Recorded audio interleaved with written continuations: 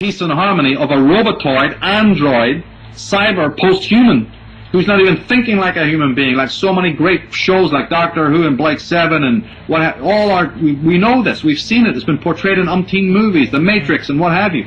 We're going to be that perfect cyber creature who's basically a remote control program post-human. That's the harmony that you're talking about. So yeah, they'll talk a lot about harmony and peace. Yeah, I know what they're talking about. They're talking about taking away the emotion, giving you a drug, putting an implant where you don't even have to feel anymore. I think at the end of the day, with if you look at things like the Georgia Guidestones and the fact that we're getting our food getting contaminated with so many chemicals, we do know that the eugenics program is in place, and they're trying to do that because 500 million people are much easier to control than 6 billion. That's right. And then they're working on the organic computer. They're working hard as they can to make the supercomputer capable of consciousness, which will then create so many what are known as simulacras or hyperrealities. Well, in fact, we're already bathed in hyperreality right now.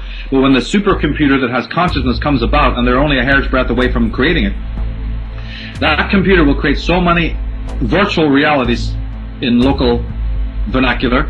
What they really are hyperrealities or simulacras. That the sum total of that we will not even know our reality anymore, because it'll be identical to the realities that are then virtually created. So they all blend together, and therefore we lose the last roots or connections we have.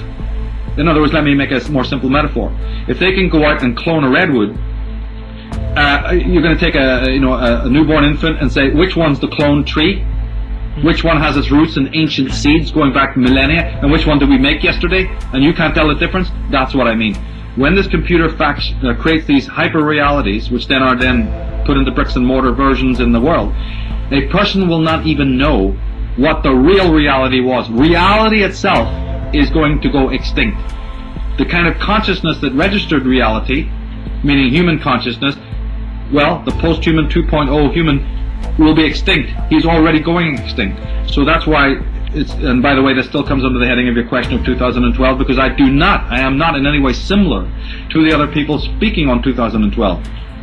I am not thinking it's going to be some moment of transcendence in any kind of global collectivist way. They always imply a collectivist transcendence. Well, no, sorry, I don't buy into that at all, because that's the same thing I'm trying to talk against. Okay. Anything to do with a collectivistic thing is a pure Big Brother, talismanic, bogus reality.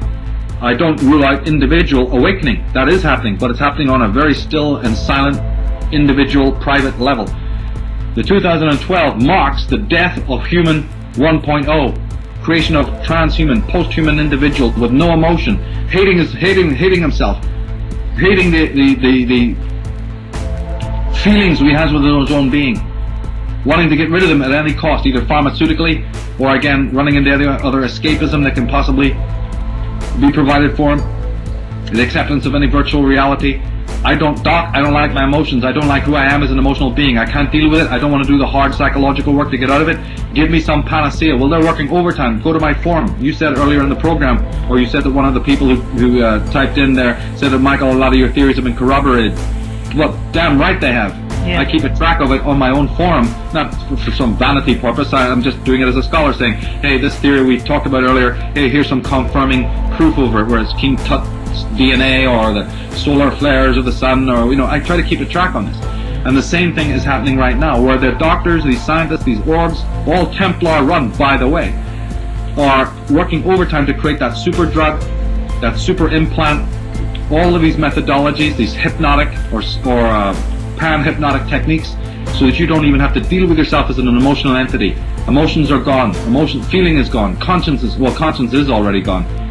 And so you operate based, when the human is removed, all you have is a pseudo-self. Yeah. And that pseudo-self is programmable by the collective. The collective decide what school you go to, what you think, what you buy, what you vote for, and so on and so on and so on. And just to give up your own self, because it's painful to be a self, to go through all those agonies of life and to walk the road of enlightenment. It's very difficult. It's like going uphill on a mountain. It bruises your knees, it hurts.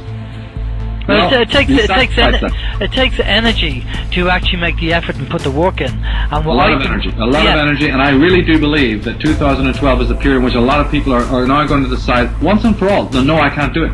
Yeah. I want Big Brother. I want it. I want it. Big Brother has no power. Believe me, write this down. Burn it into the mind. Big Brother has no power of its own to do dick. Yeah. Without the collaboration and subconscious acceptance of the masses. It's a dance. It is a relationship. Any master-slave relationship is a relationship. Any relationship is a relationship. You know, you're all in the court of the king.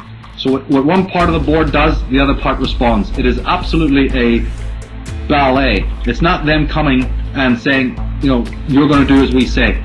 It can't happen that way. They know that. In the early stages, you don't know that, and you think it is. You think it's just one big tyrant with a boot stamping in the face of humanity. No, it's the humanity asking, stamp in my face. Can we get around that kind of illogicism in our world? Then we'll start understanding what we are.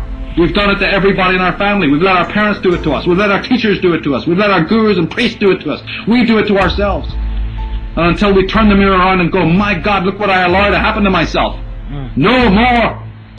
Then, and only then, does the Spirit work with you to say, now you have the power. Now Excalibur is removed from the stone.